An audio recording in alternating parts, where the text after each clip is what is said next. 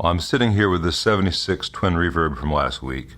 The owner brought it back after he called me and said that he saw some little spots of cherry happening in the plates of these new 6L6s. I said, well, turn the amp off and bring it back. Let me take a look at it. Let's make sure there's nothing wrong, before any tubes or anything else are damaged. And so he brought it in, and I have my notes from when I last worked on this amp, and it went out idling about 58% per tube. And when it came back in, it was idling about a little under 61%, a little over 66% at 120 volts. But he had measured, when he had the cherry showing up, his wall voltage was closer to 125. He didn't remember how long the amp had been on. So I don't know whether that's a tube that just drifts. Tubes do change their bias draw, and sometimes it takes a few days for that to kind of get to where it's going to be for the next months or years. Could be a problem with one of these sockets. Could be leaking voltage from the preceding coupling cap, though I don't think so in this case. So I'm going to take keep an eye on it. I have changed the bias now to 55% per tube. So each tube is idling exactly 55% idle dissipation. That's with 120 volts coming out of the wall. And I'm going to hook it up to a variac so I can intentionally go over 120 volts, and I'm going to let it run for a while and get hot and see if it changes. Take care of the customer. Make sure that I didn't miss anything, that there's not some other issue that was not revealed until we got the amp otherwise working. It's just part of the fun of these things. So I'll let you know if I find anything weird.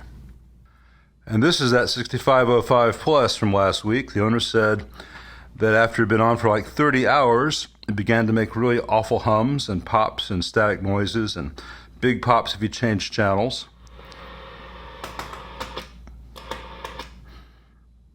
I only tested it for about 2 hours after completing it last time. And all that you just heard there is normal behavior for a 6505, but it's very possible that something is amiss in the amp after it gets really hot. So I'm going to let this run for a good long while and see if I can make it replicate the problem the owner is experiencing. If necessary, I'll open it up and force things to cool down and heat up rapidly. If this is beginning to pop when you change channels, I suspect it might be a bad transistor in the mute circuit, which is fairly common in these. But as to overwhelming hum in the output, we shall see. These things take time. Next up is a home-built amp from a local guy. The power cable is literally just that long, and the build quality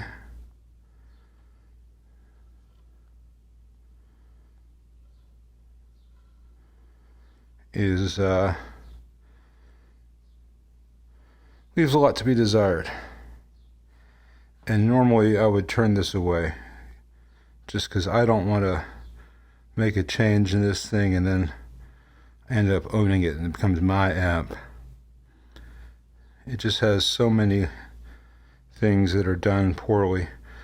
Fortunately, the problem is that the input jack isn't working. And I say fortunately because I can see why. That wire, that ground connection wire here, just snapped off. The jack rotated and it broke off where it used to be soldered here. This is a really amazingly bad way of making an amp. But I will gladly charge my bench fee to put a wire to ground that actually will stay grounded and let the damn thing work as well as could ever be hoped for or expected. So, it's not all vintage amps around here. But my God, this is bad. Okay, this is a Hot Rod Deluxe. Hot Rod Deville 2x12. Or Hot Rod Deluxe 2x12. Can't remember which one of these are. This is the Deville 2x12. Alright, and this is a brand new one. Does not have any heat damage yet. I will talk to the owner about all such options and stuff, but we've got some time on that. It's not a rush on a brand new amp, but he says input jacks aren't getting any signal. So let's see what's going on with this. I'm just going to set all the knobs pretty much at noon. aside from the gain ones. Let's take it out of standby. And let's plug, first of all, I want to make sure that the speaker is connected to the speaker jack. It is. So I'm going to go into the effects return with the guitar and see if we hear this. This will tell us if the output's working.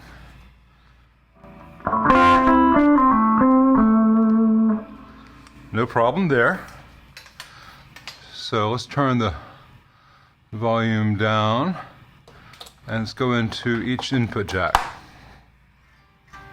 No sound. No sound. Well, I suspect the problem is probably one of the first two preamp tubes rather than anything in the amp itself. I could be wrong, but let's just see. So, because we have signal going into the effects return, it means that there's no problem in the phase inverter and afterwards. So let's change tubes here on V1 first and see if the sound comes back.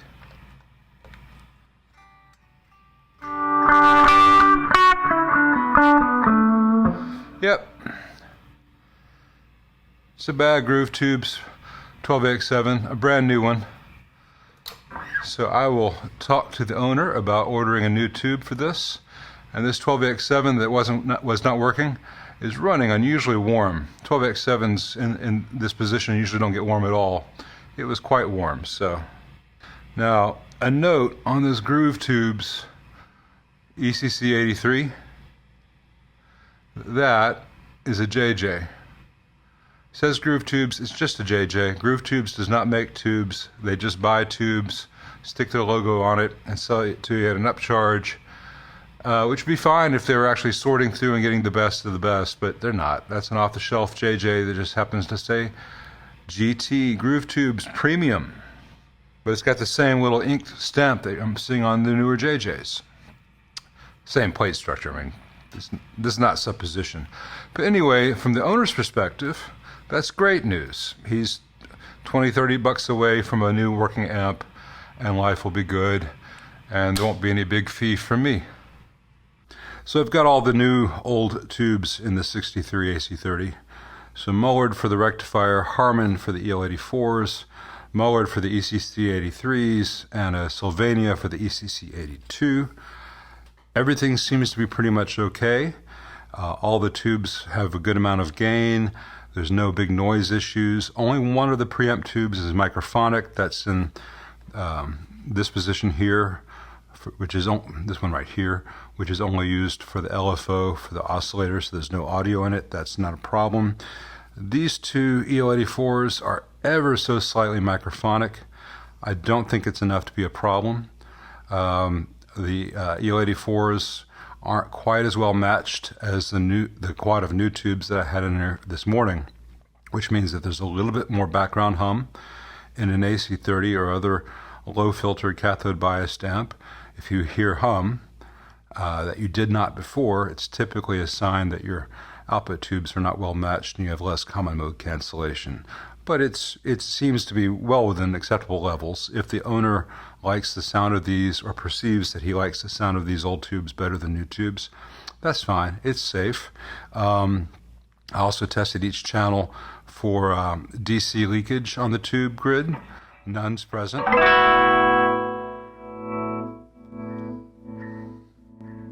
So the only issue I see with these is, besides one being microphonic, which is fine, like I said, it's over there in the vibrato stage. This one's ever so slightly microphonic. I've gotten the phase inverter. I'll probably swap it with the one for the trim channel because the trim channel has less gain and will frankly probably be used a little bit less often. The only other issue is that if you wiggle them, some of them make an ugly noise. It's gotten better as they've been in here and are getting hot. So it may no longer be an issue.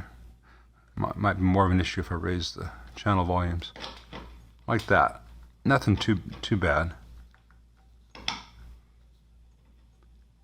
It was much worse when I started.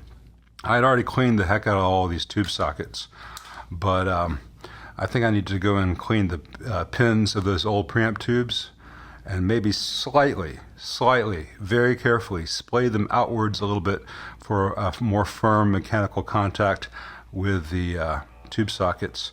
And I think the amp's really a nice thing to play now, and I think the owner will be happy for a really long time.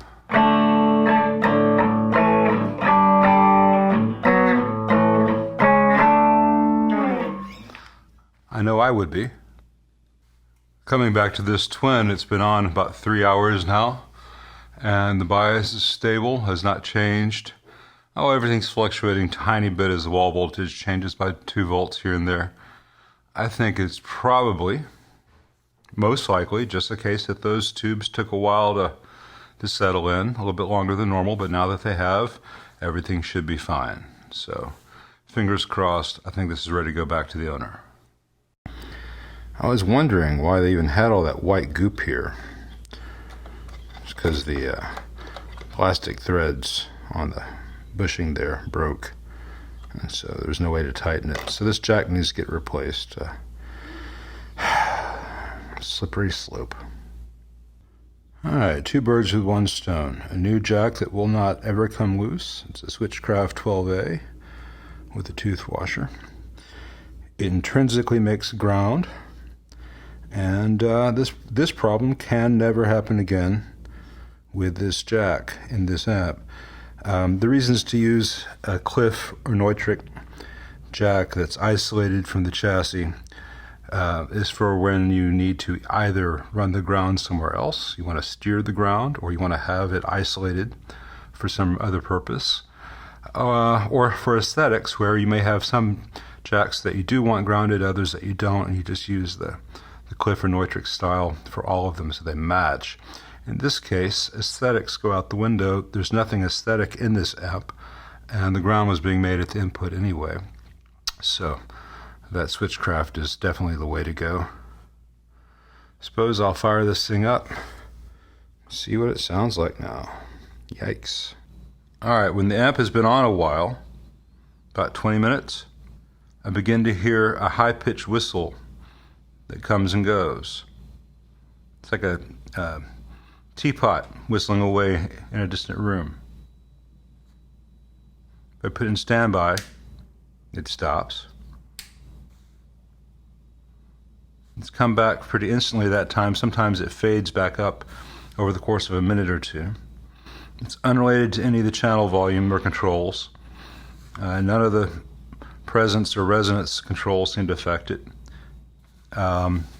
Maybe the effects loop, maybe something in the power section, maybe a tube.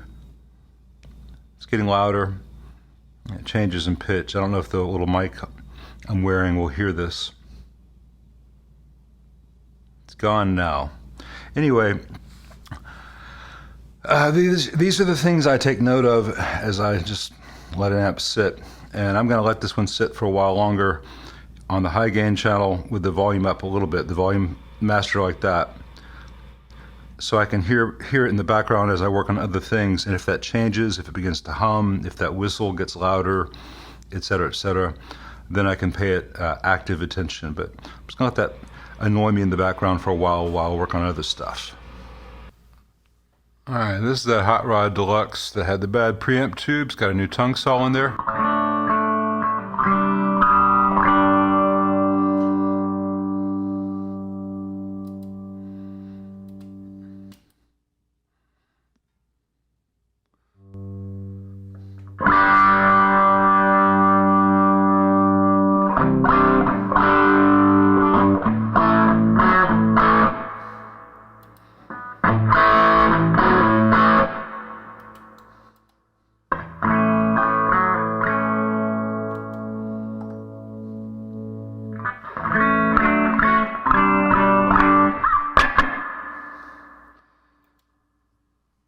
That all sounds correct. So, before it goes home, let me just double check the bias. We've got a nice 120 volts coming out of the wall right now. Let's see where this thing is sitting. Should be 60 millivolts equals 60 milliamps. I just measure that right here. 63, just a slight bit high. If I can break through this stupid paint they put on these things.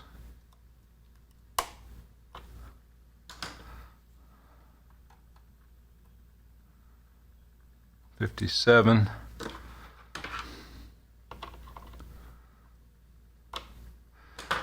Doesn't matter if you're not precise. You just don't want to be too far over that unless you're doing it very intentionally. I set it to 58. 60 is the factory recommended setting, but that would be great if the wall voltage never went above 120 in Memphis. That is not the case. So let me button this up and it can go home. Alright, the controls on the front are missing labels where they used to have. I'm not sure that they all used to have labels. I have no idea what the amp's supposed to sound like or what the switches do. I mean, I can guess treble, middle, bass here and there and presence. We'll find out. I've got everything pretty much at noon.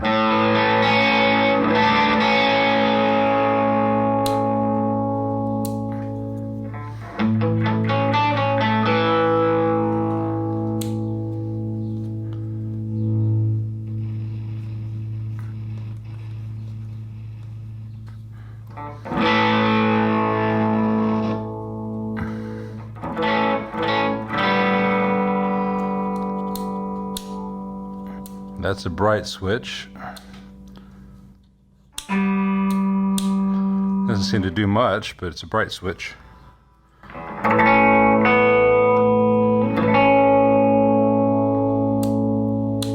there it is. All right, it's audible.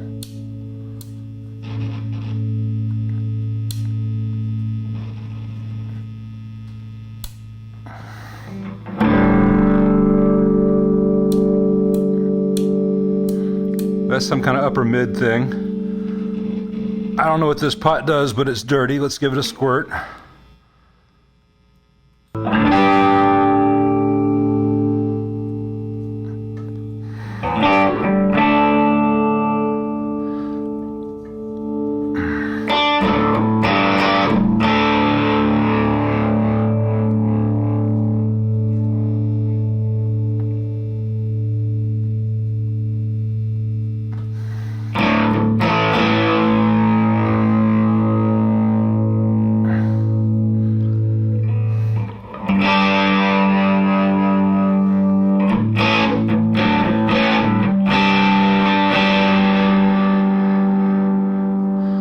Well, it's some kind of a variation on a Marshall circuit.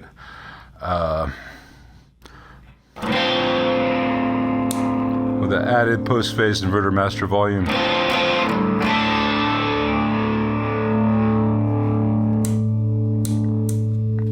It's got a couple of little boosts and voicing changes.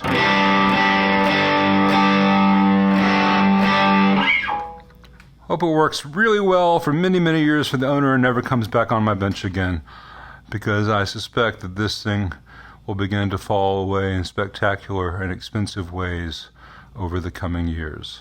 But it won't be the input jack. And this is that 6505 Plus after being on for more than 24 hours. And I've not heard any of the issues the owner reported.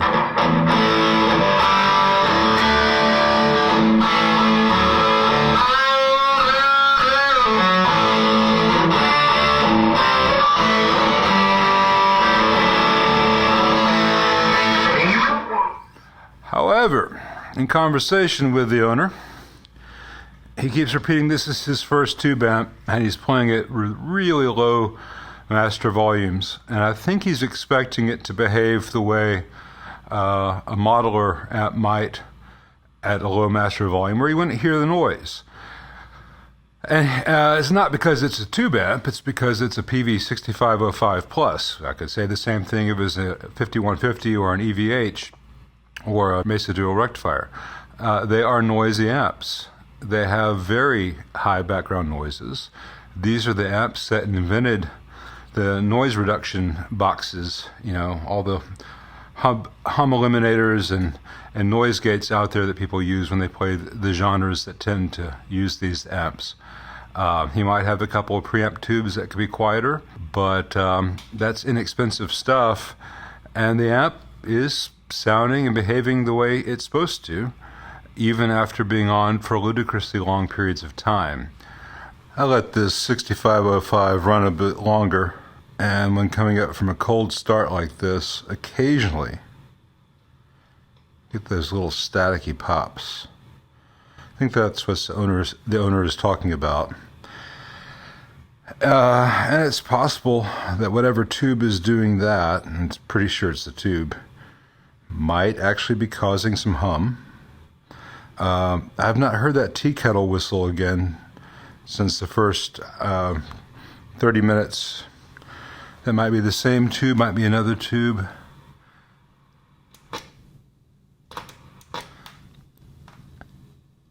Oh, I hear that high pitch there. It's much more apparent on the low gain channel. These are the kind of problems I hate. Not because I'm lazy, but because it is a subpar design, and chasing things like this can end up being expensive for the owner. And particularly for someone for whom this is, as he keeps saying, his first tube amp, I don't want to stick him with a great big huge repair bill on an amp that he's barely even gotten a chance to know because he's just got it. I'll roll some preamp tubes in this based on what I have in my stash already, and maybe just changing preamp tubes will fix all the little problems without me having to pull the whole thing apart and do a great big repair. I'll fix anything, but some things are easier to fix than others, and the easier this is to fix, the less it will cost the owner, the happier everyone will be. I wish that I had gotten the big hum that he reported. I wish I had gotten the big pops on channel changing that he reported. All I can report is that there's a little high-pitched thing that comes and goes. It used to be on both channels. Now it seems to only be on the clean channel. And there was that staticky sound, which was happening when I had it on the high-gain channel. It seems to be gone now. So it's probably more than one preamp tube. And given the cost of tubes these days, that could be $60 just for tubes, even if I don't charge any additional labor based on, beyond what I already charged him a week ago when I made the changes to the power supply, the heaters. So we'll see where this goes, but I'm afraid I'm going to have to do a bit more after all. I was trying to save the guys some money, but it's, not always possible.